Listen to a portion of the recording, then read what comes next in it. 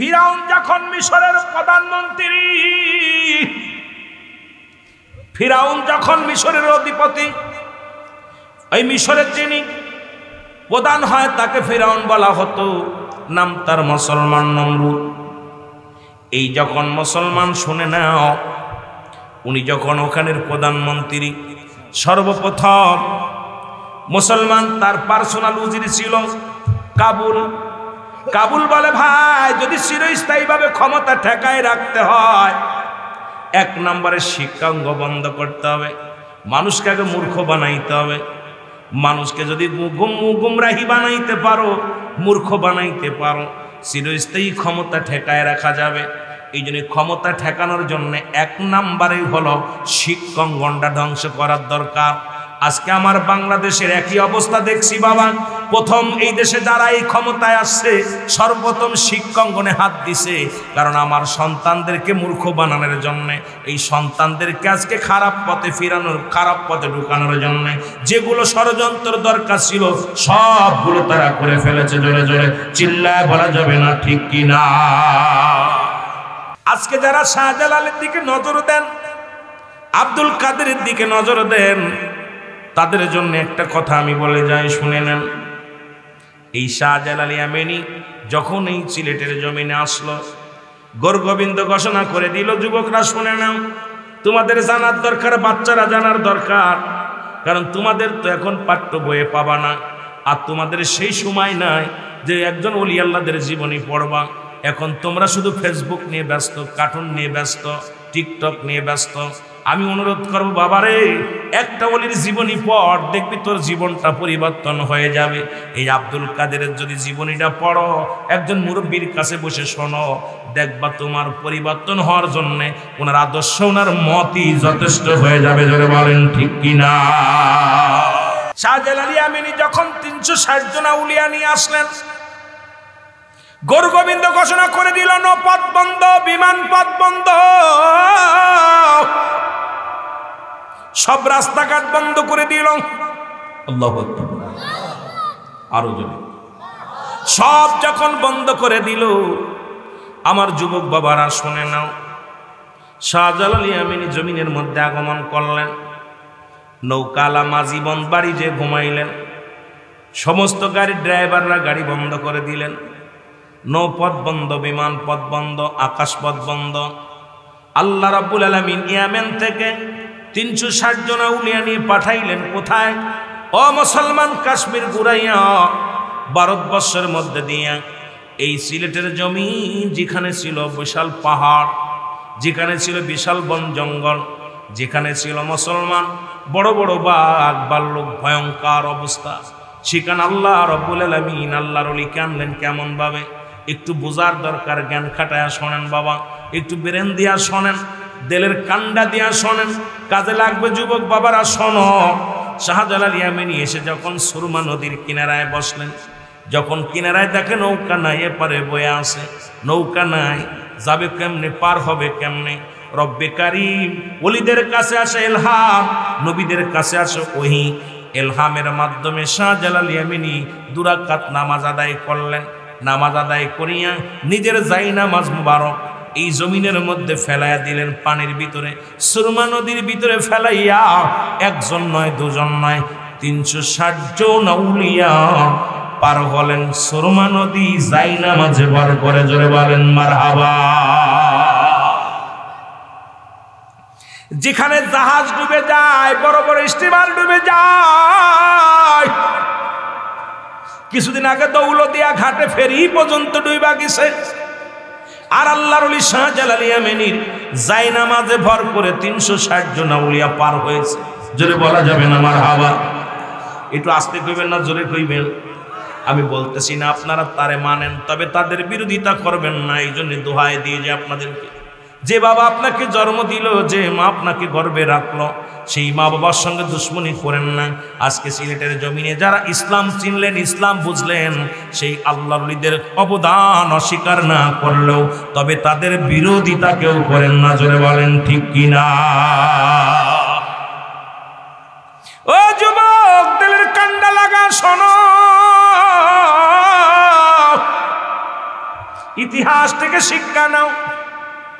আপনারা জানেন গোরগোবিন্দ শুধু কেমন একটা নিষ্ঠুর পাষণ্ড লোক ছিল, যেখানে আজান হতো না সিলেটের জমিনে, দাড়িওয়ালা টুপিওয়ালা দেখলেই জবাই করা হতো, তাদের হত্যা করা হতো।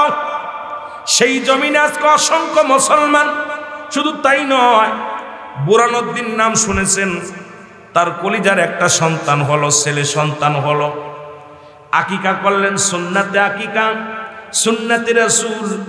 সন্তান ভূমিষ্ঠ হওয়ার পর এই সন্তানের জন্য আকিকা করলেন গরু কুরবানি করে। এর সিলেটবাসী শোনো, আজকেও তোমরা গরুর গোশত দিয়ে খানা খাওয়াইছো, আজকে গরুর কথা শোনো, একটু শুনলে সবচেয়ে বেশি খুশি হবা। এইবার বুরহানুদ্দিন যখন তার ছেলের জন্য আকিকা করলেন, আকিকা করে গরুর চামড়া, গরুর শিং, গরুর নাড়ি ভুঁড়ি সব পুঁতে রাখলেন মাটির নিচে। এটা কুকুরে এবং কাকে ঠুকায় উঠাইলেন, ফেলাইব একটা কান নিয়ে ফেলাইলেন গোরগোবিন্দর বাড়ির সামনে। আর গোরগোবিন্দ যখন দেখলো, মুসলমান শুনে নাও, এই গরু আমাদের মাকে জবাই করছে কে রে? এরে মুসলমান শুনে নাও, আজকে যতই বলো মুসলমানদের কোনোদিন অমুসলিমেরা বন্ধু হয় নাই। অমুসলিমেরা দিনে দিনে ওই অতীত থেকে রাসূলের জামানা থেকে শুরু করে, ওই আদম থেকে শুরু করে যত মুসলিম আছে প্রত্যেকেই মুসলমানকে কখনো বন্ধু ভাবতে পারে নাই। রাসূলের কদমে যেও সালাম দিত, আসসালামু আলাইকা, আপনার মৃত্যু হোক। নবীরে বিরোধিতা করতেন, নবীরে অন্য মানুষ মনে করতো নবীরে সালাম দেয় না রে বাজান না। শুনে নাও, আজকে তাদের মন্দির পাহারা দাও আর আল্লাহর ওলিদের মাজার ভাঙ্গ, সবচেয়ে কষ্ট বুকের ভিতরে লাগে, জোরে বলেন ঠিক কিনা? এই যুবকেরা, কোথায় আজকে শাহ কোরআনের মাজারের দিকে নজর দিস, আব্দুল কাদেরের মাজারের দিকে নজর দিস, তোদের কলিজা কত যাবে। কিন্তু যারা তোদেরকে চিরশত্রু, তাদের মন্দির পাহারা দিস।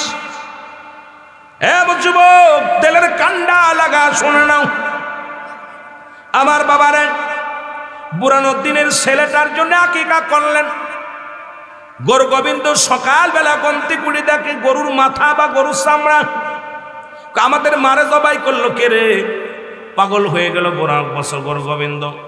উজিরে খবর নাও, এই সিলেটের জমিনে কোথায় গরু জবাই করলো খোঁজ নাও।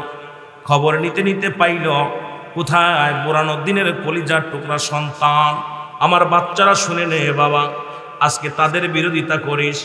এবার শাহজালা মুসলমান বুরহানুদ্দিনের বাড়ি পর্যন্ত আসলো, খবর নিল।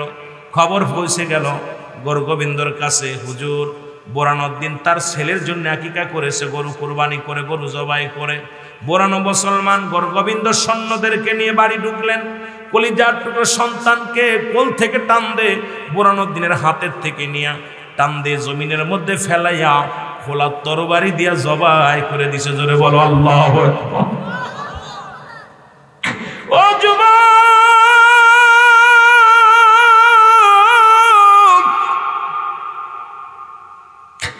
বড্ড কষ্ট লাগে রে, বড্ড মায়া লাগে। আর কলিজার টুকরো বাবার কাঁধে সন্তানের লাশ। আরে আপনার সামনে যদি আপনার ছেলেকে কেউ জবাই করে, কেমনে মেনে নিবেন গো? বুরহানুদ্দিন সেদিন চোখের পানি ছেড়ে কেঁদেছিল আর বলেছিল, আল্লাহ আমি তোমার কাছে দরখাস্ত করে যাই, এই সিলেটের জমিনে যেন আমার ছেলের রক্ত যেমনি পড়ে লাল হয়ে গেছে জমিনটারে, আল্লাহ এমনি যেন একদিন মুসলমান যেন গরু জবাই করে এই জমিনটা লাল করতে পারে। জোরে বলেন মারহাবা। মুসলমান শুনে নাও, বাগদাদ নগরের বলতেছিলেন, এ যুবক জুনাইদ বাগদাদি, জোরে বলো মারহাবা।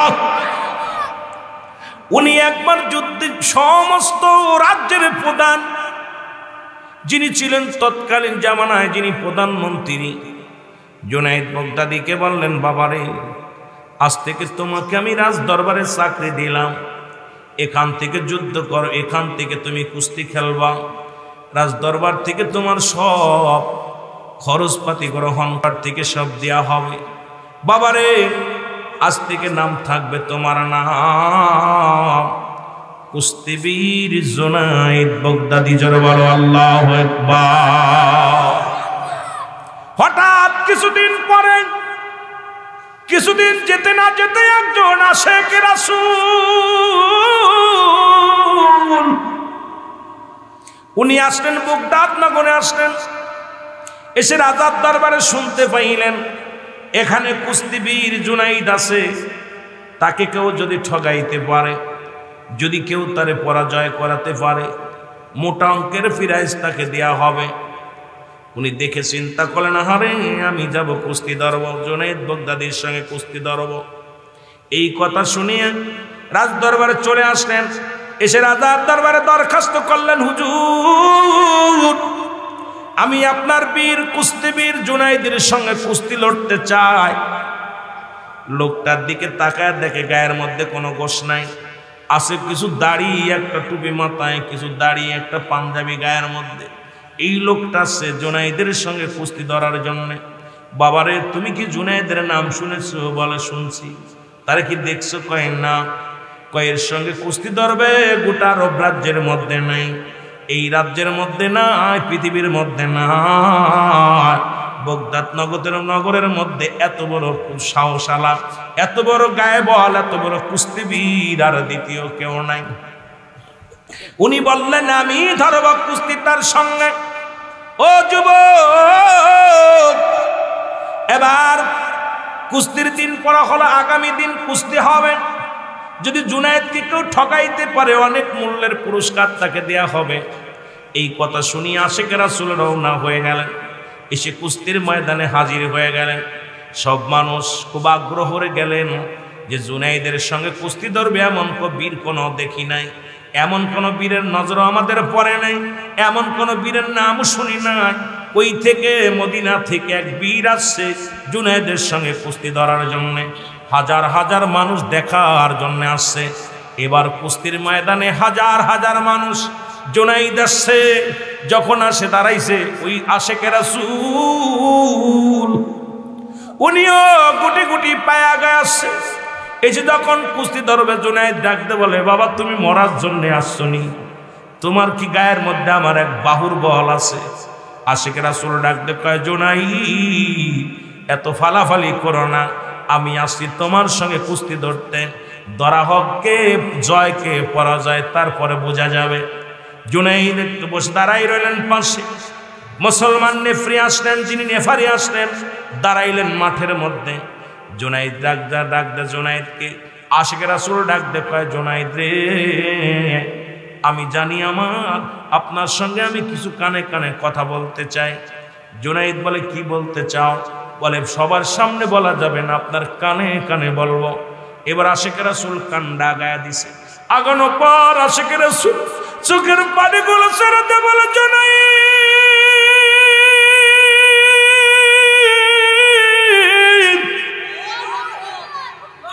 জুনায়েদ রে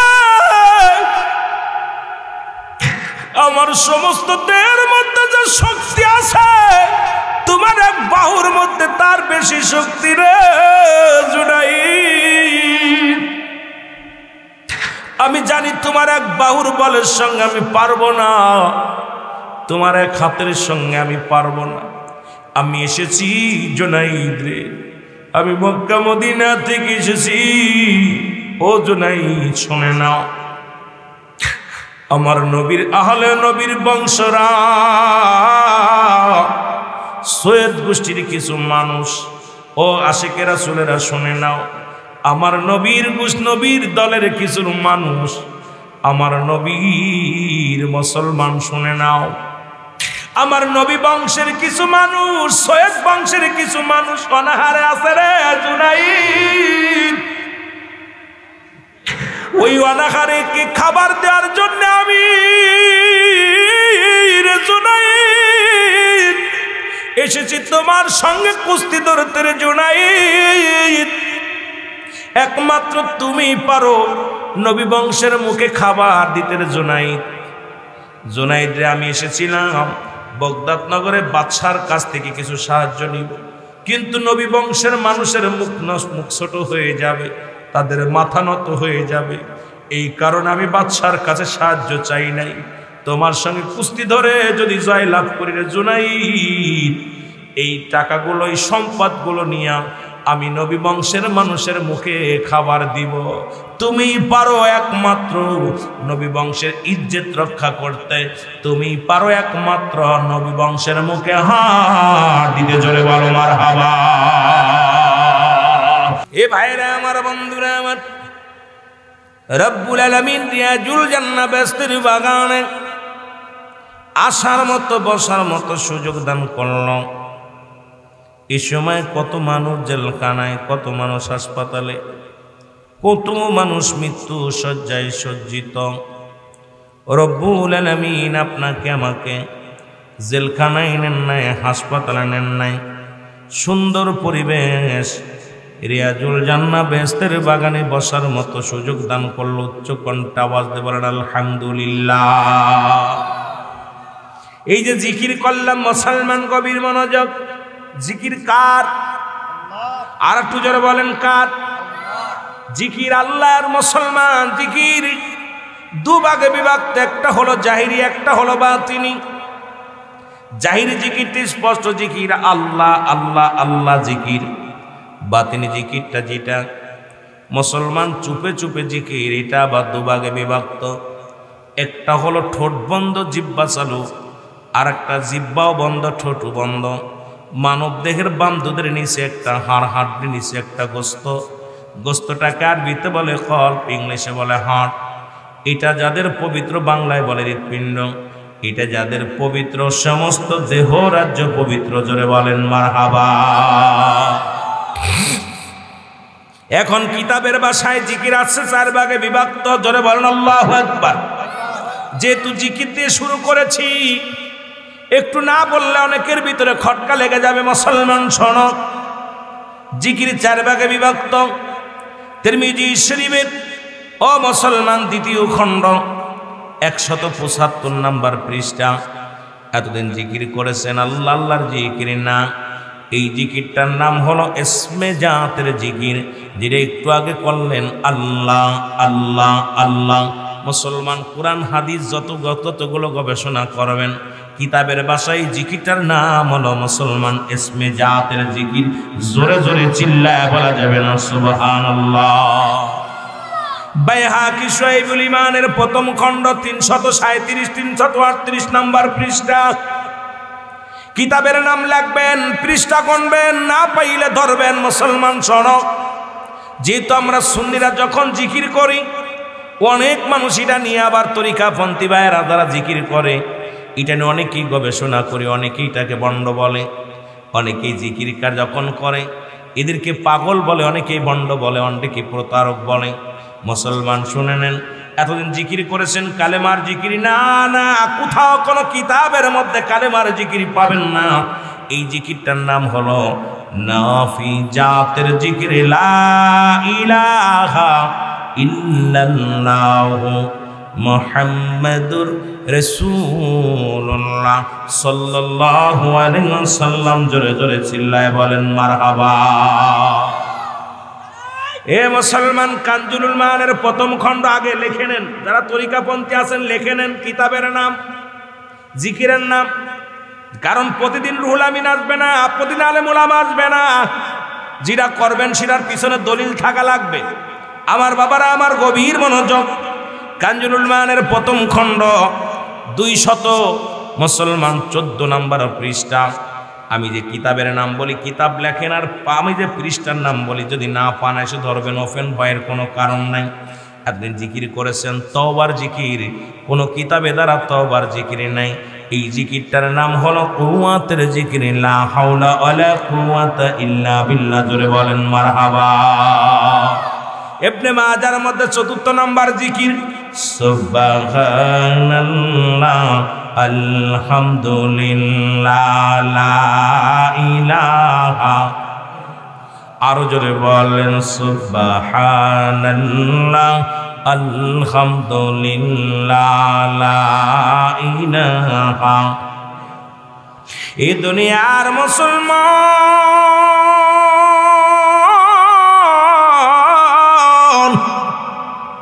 এখন আপনার আমার ভিতরে প্রশ্ন আসতে পারে, হুজুর জিকির করলেন কত, মাথা ঝাঁকালেন কেন?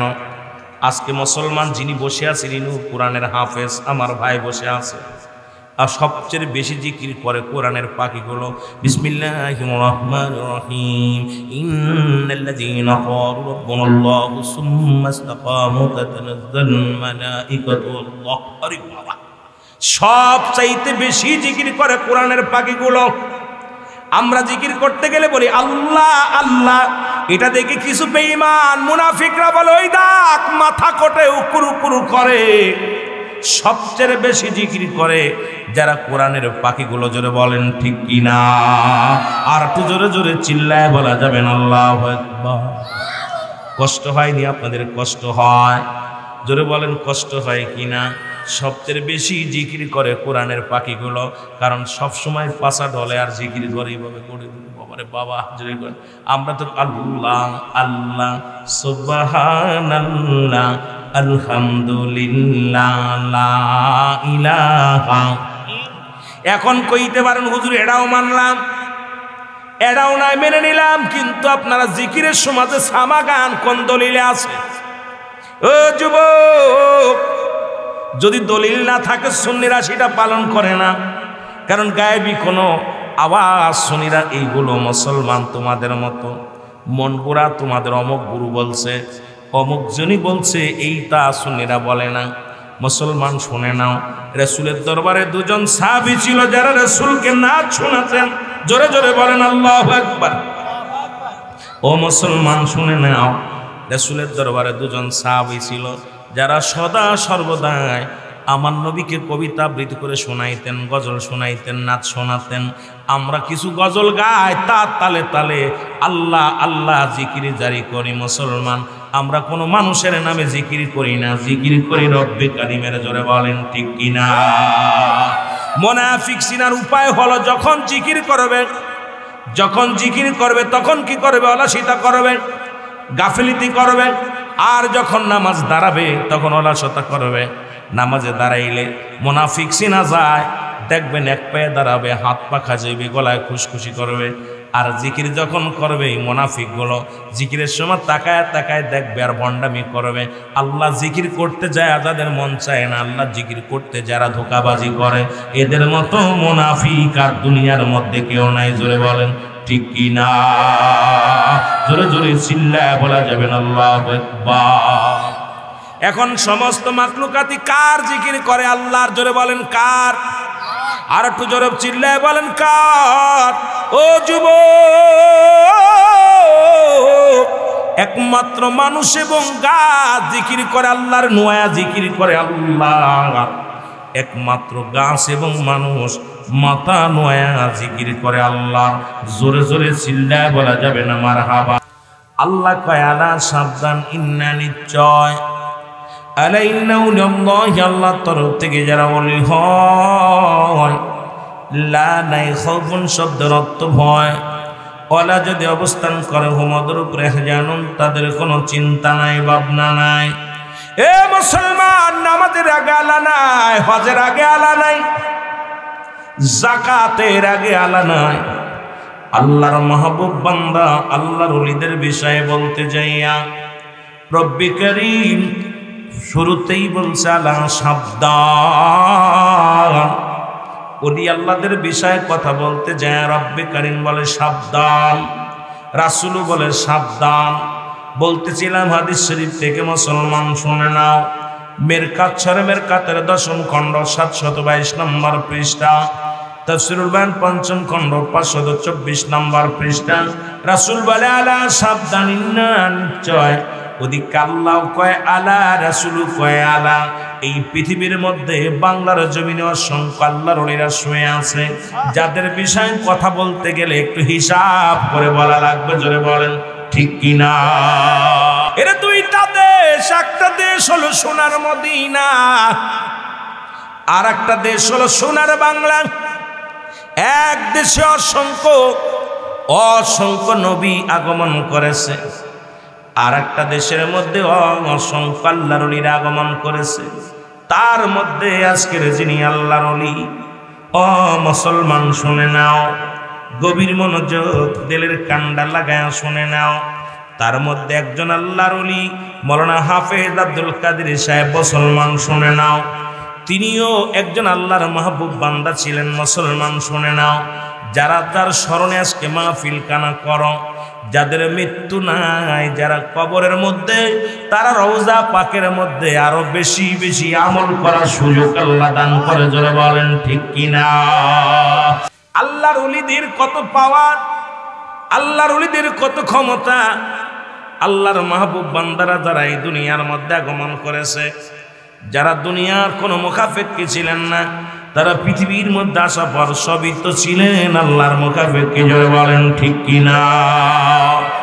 এ আমার ভাইরা, আমার বন্ধুরা, আমার আহলে সুন্নাত ওয়াল জামাতের ভাইরা, সুন্নি ভাইরা, শুনে নেন। ছোট্ট একটা কথা মনে পড়ে গেল। বগদাদ নগরে বাস করতেন একজন আল্লাহর কুদরতি একজন গোলাম, নাম হলো মুসলমান, শুনে নেন, জুনাইদ বগদাদি, জোরে বলো মারহাবা। নামটা হলো জুনাইদ বগদাদি। জুনাইদ বগদাদি ছিলেন তৎকালীন জামানায় বগদাদ নগরের সবচাইতে পালোয়ান কুস্তি খেলোয়াড়। তৎকালীন জামানার মধ্যে এই জুনাইদের সঙ্গে কুস্তি খেলে এমন কোনো পালোয়ান ছিল না তার সঙ্গে কুস্তি ধরে পারত। রব্বুল আলামিন তার গায়ে এত শক্তি, এত মেধা, এত জ্ঞান তারে দান করেছিল। তৎকালীন জামানার মধ্যে জুনাইদ বগদাদি ছিল 1 নাম্বার কুস্তি খেলোয়াড়। জোরে জোরে চিল্লায় বলা যাবে না মারহাবা। এই জুনাইদ বগদাদি মুসলমান, শোনে নাও। তৎকালীন জামানার মধ্যে যুবক বাবারা, এই তো জুনাইদ বগদাদি দিনে দিনে নাম সরে পড়লেন সমস্ত জায়গায়। যেমন শাহজালাল ইয়ামানি এই বাংলার জমিনে, সিলেটের জমিনে আসলো।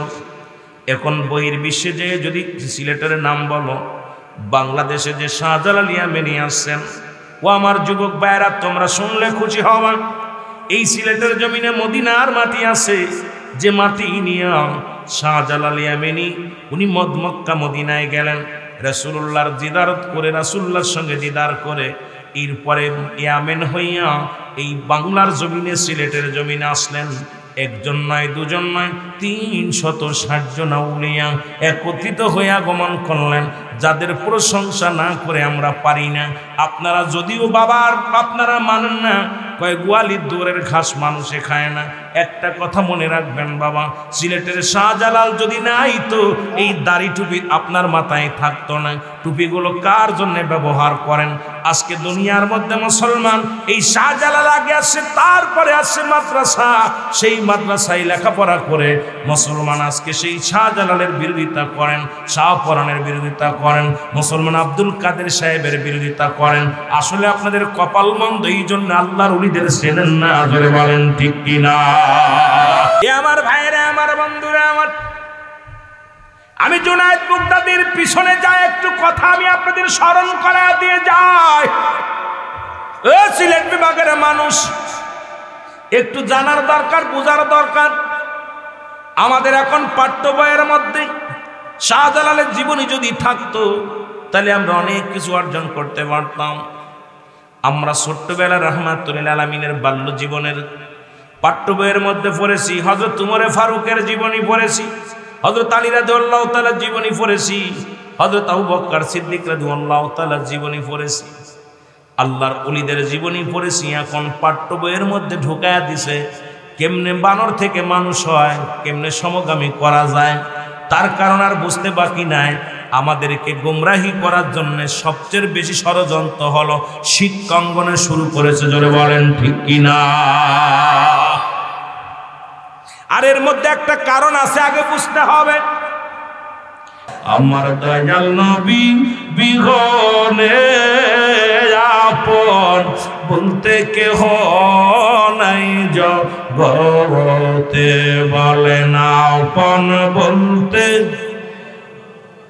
একটু জোরে জোরে বলেন আমার আপন বলতে। ও নবী ও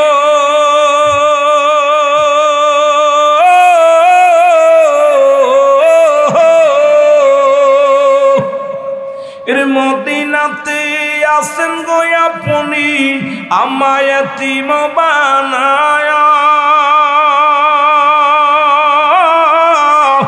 এই আশেকে কান্দে গো নবী এই মাহফিলে বসিয়া আমার দয়াল নবী বিহনে আমার মায়ার নবী বিহনে আপন বলতে কেহ নাই জগতে বলেন আপন একটু জোরে জোরে বলেন আমার আপন বলতে নবী কয় হায়াতি খায়রুল লাকুম আমার হায়াতের জিন্দেগিটা আমার উম্মতের জন্য কল্যাণ গো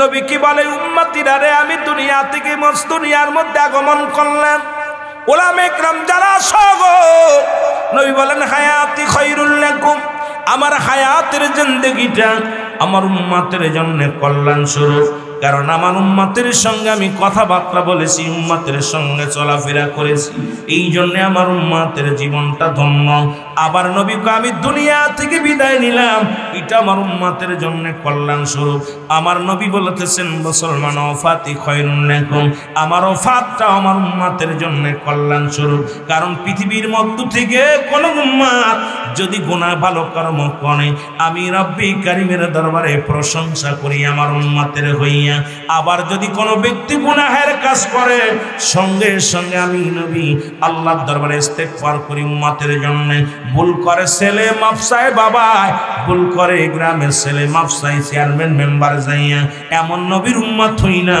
অন্যায় করি আমি ক্ষমা চাই আমার নবী এই নবীর পক্ষে থাকা লাগবে কি লাগবে না আমার আপন বলতে কেহ নাই জগতে বলে না আপন বলতে ওরে বেবে দেখি আমি সবই মিশে বেবে দেখি আমি অগমিশে মায়ার সংসার রে আপন বলতে কেহ নাই জগতে বলে না আপন বলতে কেহ নাই জগতে আমার দয়াল নবী বিহনে আমার মায়ার নবী নে আপন বলতে কেহ নাই জগতে বলে না আপন ও নবী ও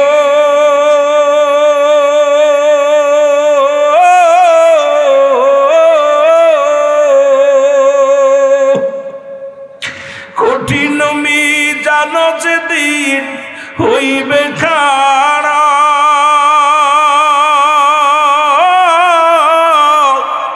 উম্মতের কান্ডারি গো নবী জানি গো আমরা আপনি উম্মতের কান্ডারি গো নবী জানি গো আমরা আমার দয়াল নবী বিগনে আমার মায়ার নবী বিগনে আপন বলতে কেহ নাই জগতে বলে না আপন বলতে এ দুনিয়ার মুসলমান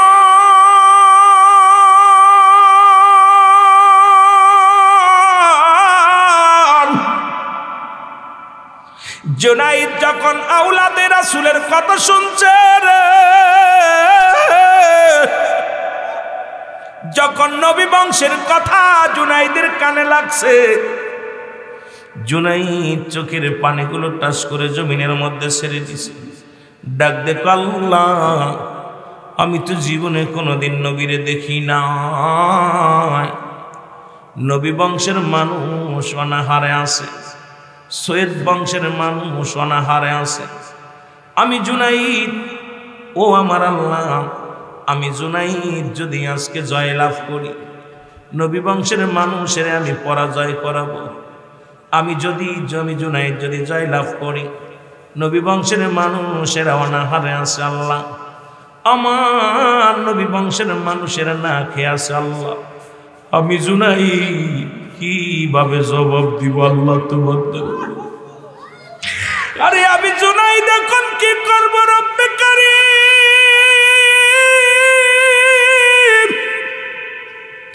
একদিকে বাগদাদ নগরের সম্মান, আর একদিকে আমার নবী বংশের সম্মান।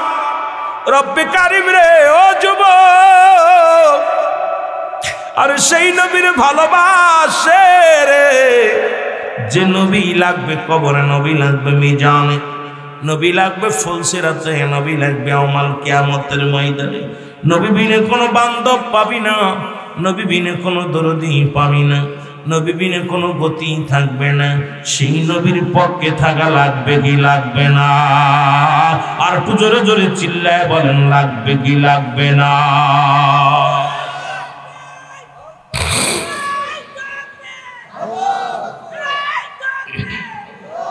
এ আমার ভাইরা, আমার বন্ধুরা, আমার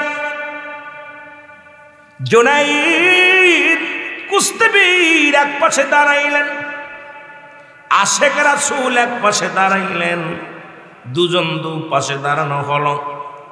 নেফরি যখন বাঁশির মধ্যে ফু লাগাইলেন, জুনাইদ ধরে না, আশেক রাসূলও ধরে না, দুজন দু পাশে দাঁড়ায় রইলেন।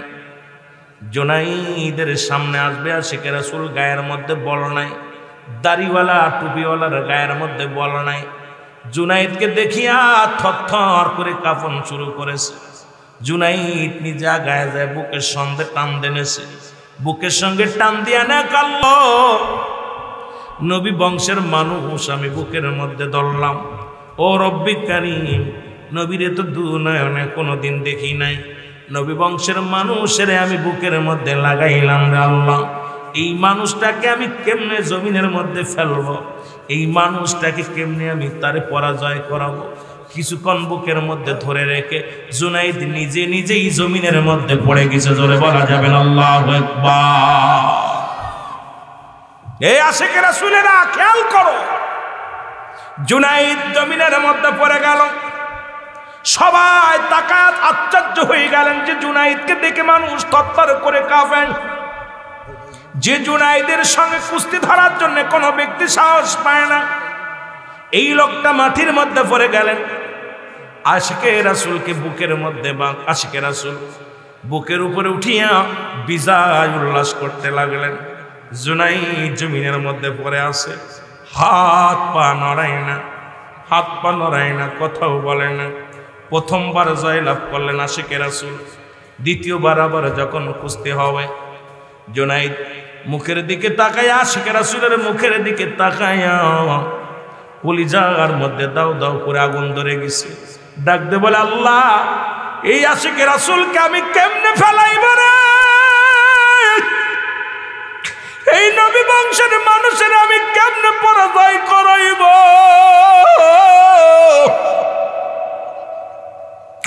আমি জুনাইদ একদিকে বাগদাদ নগরের ইজ্জত, এদিকে আমার মায়া আর নবীর ইজ্জতের চাদর ধরে আমি জুনাইদকে এমনি টান দিব রে আল্লাহ। দ্বিতীয়বার আবার জুনাইদ, এ মুসলমান কুস্তিবীর জুনাইদ আশিকে রাসূলের বুকের মধ্যে নিলেন, কিছুক্ষণ ধরে রাখলেন। আশিকে রাসূল বলে, জুনাইদ রে, তোমার কি মনে আছে নবী বংশের মানুষ অনাহারে? জুনাইদ রে, ও জুনাইদ, ওই নবী বংশের মানুষগুলো অনাহারে রে। জুনাইদ নিজেকে ধৈর্য ধরতে পারে না, জুনাইদ একা একা নিজের জমিনের মধ্যে পড়ে গেলেন। কুস্তিবীর জমিনের মধ্যে যখন পড়ে গেছে, আমার বাবারা, আমার দিলের কান্ডা লাগা শোনো। আশিকে রাসূল সঙ্গে সঙ্গে, মুসলমান শোনো, ও মুসলমান, নবী বংশের মানুষটা জুনাইদের বুকের উপরে উঠিয়া আবার উল্লাস শুরু করে দিছে। সবাই নীরবতা পালন করে।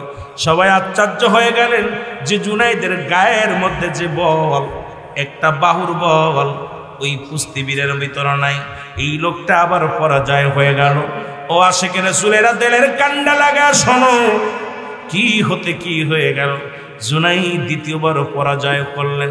তৃতীয়বার রাজা নিজেই চলে আসলেন, মাঠে আসলেন, আসিয়া জুনায়েদকে ডাক দিয়ে বলে, জুনায়েদ, তোমাকে খাওয়ায়, তোমাকে পড়ায়, তোমাকে সুযোগ সুবিধা সব সরকারিভাবে দিয়েছি, তুমি যদি একজন সাধারণ মানুষের কাছে পরাজয় করো, জুনায়েদ রে, আমার বগদাদ নগরের ইজ্জত চলে যাবে রে জুনায়েদ, তুমি পারো আমার ইজ্জত রক্ষা করতে।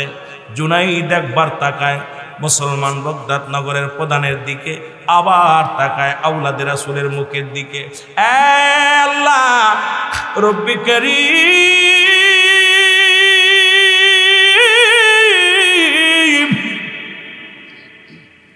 রব্বি কারীম রে, তুমি বলে দাও আমি এখন কি করব। রব্বি কারীম, যিনি দেশের প্রধান তিনি তো এই ময়দানে হাজির।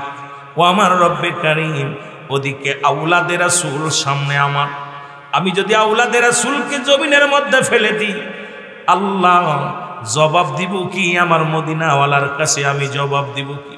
আমার নবী কষ্ট পাবে রে, আমার নবী বংশের মানুষ, আজকে তার সঙ্গে কুস্তি ধরতে যদি তারে মাটির মধ্যে ফেলে দিই, জমিনের মধ্যে ফেলে দিই, আমার নবী যখন জিগাইবে, জুনায়েদ রে, আমার বংশের মানুষকে তুমি পরাজয় করাইছো।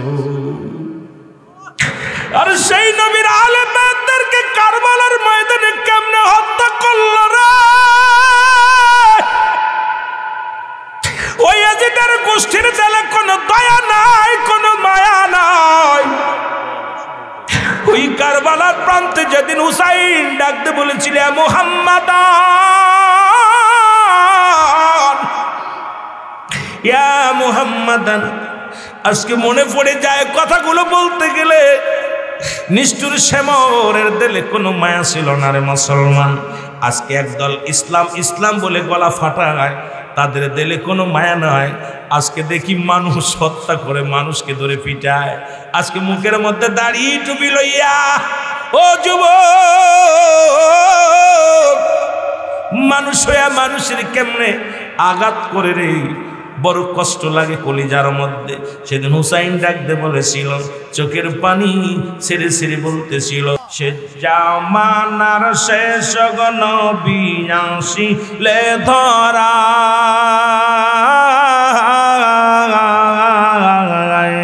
সে জামানার শেষ নবী আসিলে ধরা,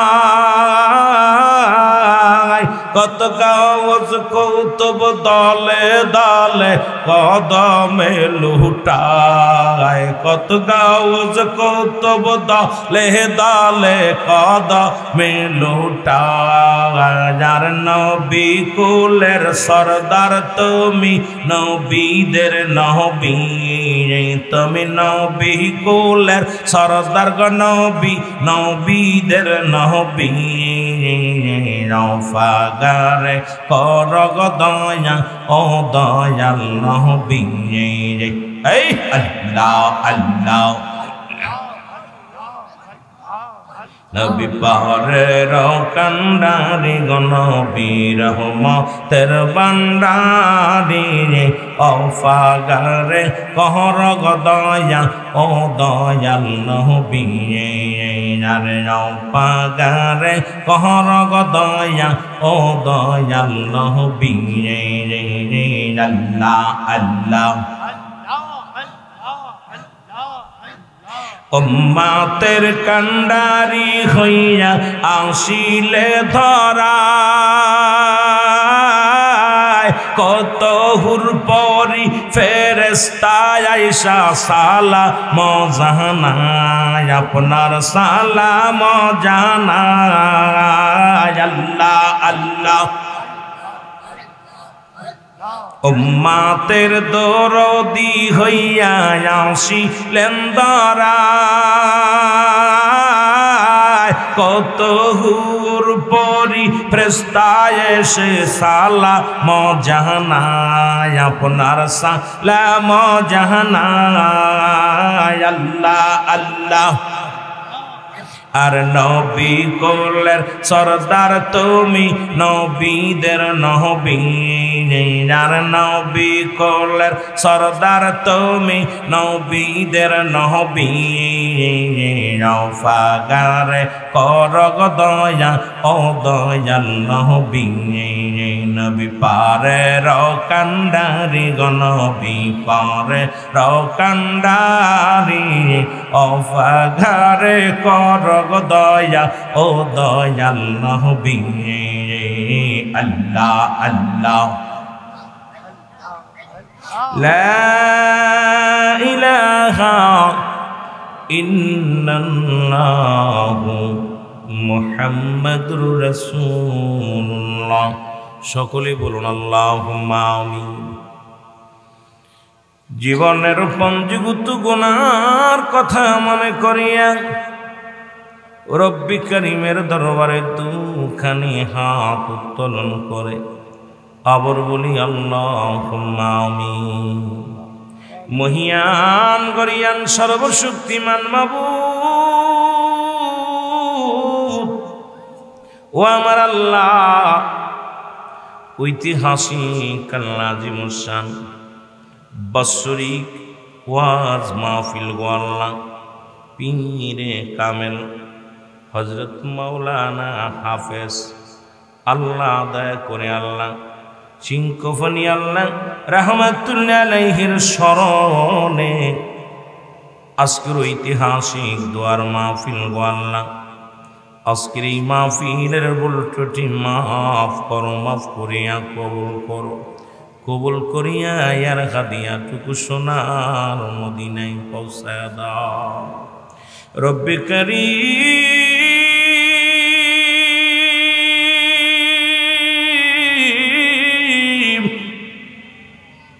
ইয়ার হাদিয়াটুকু দরদি নবী নবী দ্বারা নবী রাহমাতুল আলামিন আল্লাহ তার কলিজার বুটা মাবুদ গো মা ফাতেমাতুজ জোহরা তার কলিজার বুটাল হাসান হুসাইন গো আল্লাহ, শহাদায়ে কারবালার জমিনে বুকের তাজা রক্ত ঢেলে দিল আল্লাহ যারা, শহাদায়ে কারবালার জমিনে গোলামদের তরফ থেকে সব নজর পৌঁছায় দাও রব্বুল আলামিন।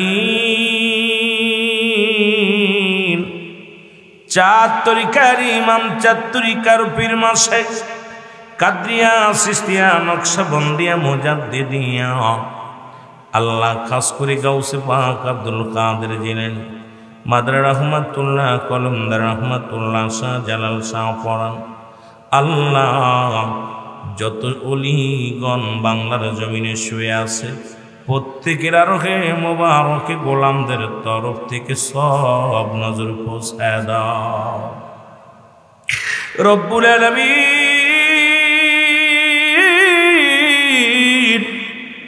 আমরা যারা আমিন আমিন করতেছি, আমাদের যাদের মা বাবা দুনিয়ার মধ্যে নাই রে আল্লাহ, আব্বা মার কবরখানা জান্নাতের বাগান বানিয়ে দাও। দাদা দাদি, নানা নানি, শ্বশুর শাশুড়ি, আপনজন, গোষ্ঠীর গোষ্ঠী, আত্মস্বজন আল্লাহ, খাস করে আমার ভাইরা, এই মাহফিল কমিটির ভাইরা বড় আশিক মানুষ গো আল্লাহ, বড় আশা করে জান্নাতের বাগান সাজাইল। আমার ভাইদের মনের বাসনা তুমি পুরা করে দাও রে আল্লাহ। আল্লাহ, এই কমিটির মধ্যে যারা আছে গো আল্লাহ, সবার জীবনের গুনাহ মাফ করে দাও, সবার মনের মাকসুদ পুরা করে দাও আল্লাহ। এই মাহফিলে যারা টাকা দিয়া, শ্রম দিয়া, ভালোবাসা দিয়া সার্বিক সহযোগিতা করলো, সবার খেদমত তুমি কবুল ও মঞ্জুর করে নাও আল্লাহ রব্বে কারীম। এই মাহফিলে গুনার বোঝা নিয়ে আসছি আল্লাহ, গুনার বোঝা নিয়ে বাড়ির জন্য না যায় রে আল্লাহ, সমস্ত গুনাহ যেন আজকের এই মাহফিলে দাফন করে যেতে পারি সেই তৌফিক দান করো আল্লাহ। উলামা ইকরামকে কবুল করো, সবার সিনা থেকে গুনাহ ঝরায়া দাও আল্লাহ, সবার মনের মাকসুদগুলো পুরা করে দাও আল্লাহ। কোরআন হাদিস থেকে উলামা ইকরামের কথা বলার তৌফিক দান করো আল্লাহ। ও রব্বির রহমহুমা কামা ربياني صغيرا آمين آمين ثم آمين بحق لا إله إلا الله محمد رسول الله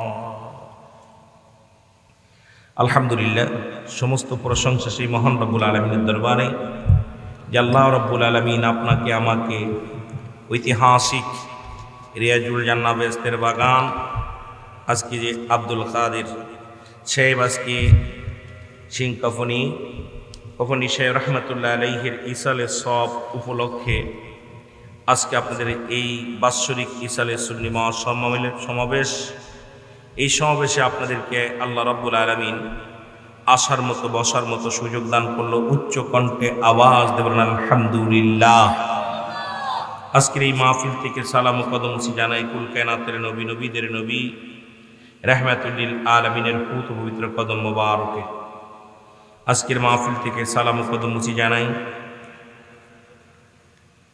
আখির নবী রাহমাতুল লিল আলামিনের পুত পবিত্র কদম মোবারকে সালাম জানাই বাংলাদেশের অসংখ্য হক্কানি ওলি আল্লাহদের কদম মোবারকে, যাদের কথা আল্লাহ পাক কুরআনুল কারীমের মধ্যে সূরা ইউনূসের মধ্যে 11 নম্বর পারা 62 নম্বর আয়াত আল্লাহ নিজেই ঘোষণা করে আলা সাবধান ইন্নানি সালা ইন্না উজুল্লাহি আল্লাহর তরফ থেকে যারা ওলি হয় লা নাই খাউফুন শব্দের অর্থ ভয়, অলদ অবস্থান করে হুমদুর করে জানুন তাদের কোনো চিন্তা নাই ভাবনা নাই।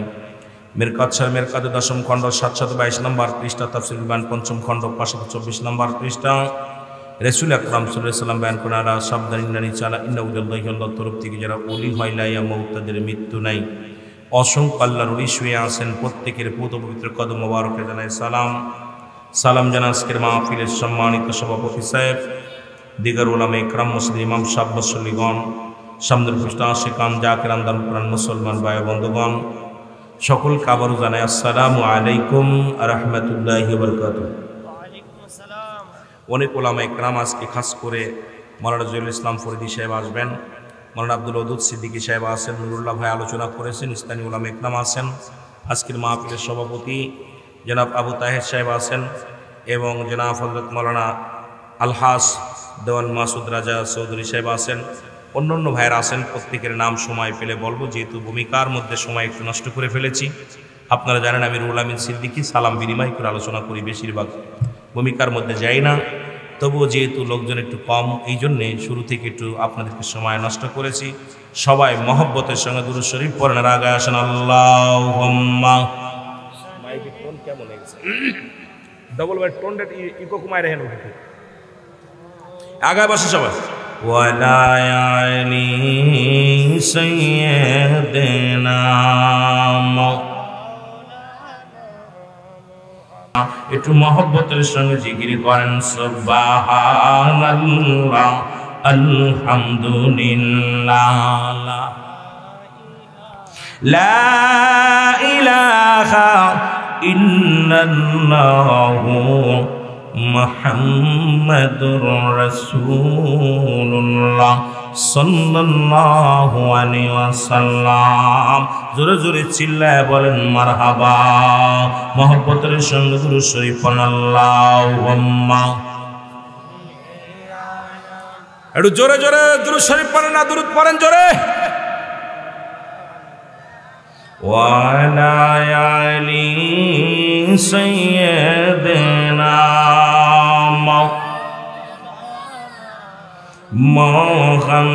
মুহাম্মাদ আল্লাহুম্মা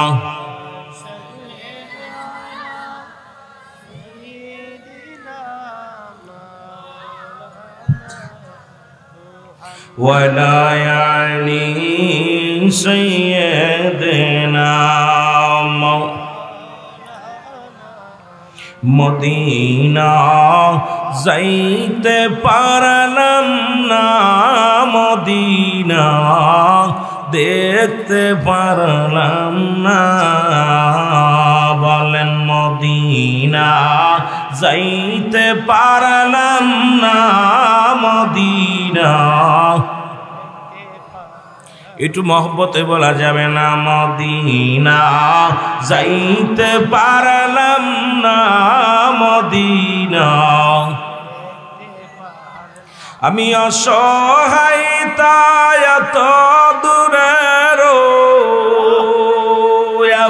অসহায় তাই এত দূরে রই, দূর থেকে সালাম জানাই, বলো দূর থেকে সালাম জানাই, মদিনা যাইতে পারলাম না মদিনা।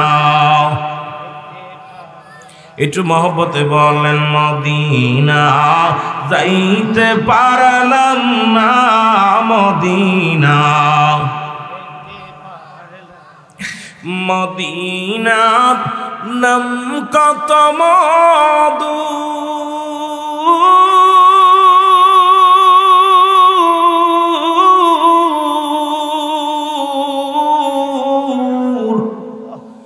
মদিনা আর যে কত দূর,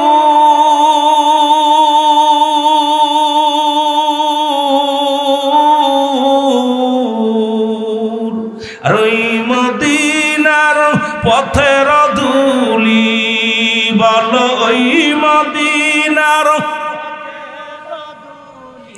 মাখতে পারলাম না মদিনা, যাইতে পারলাম না মদিনা। মহব্বতে বলেন মদিনা যাইতে পারলাম না মদিনা। আমি অসহায় তাই এত দূরে রই, আমি অসহায় তাই এত দূরে রই, দূর থেকে সালাম জানাই, বলো দূর থেকে সালাম জানাই, মদিনা যাইতে পারলাম না মদিনা। আরো জোরে বলা যাবে না, মদিনা যাইতে পারলাম না মদিনা। মদিনার নাম কত সুন্দর,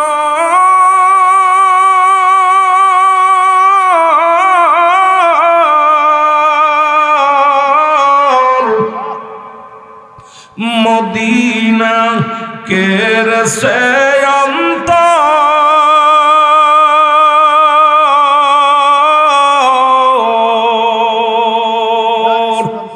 রি গরিব দুঃখীর সালাম খানি, গরিব দুঃখীর পৌঁছাই দিও মদিনায়, মদিনা যাইতে পারলাম না মদিনা।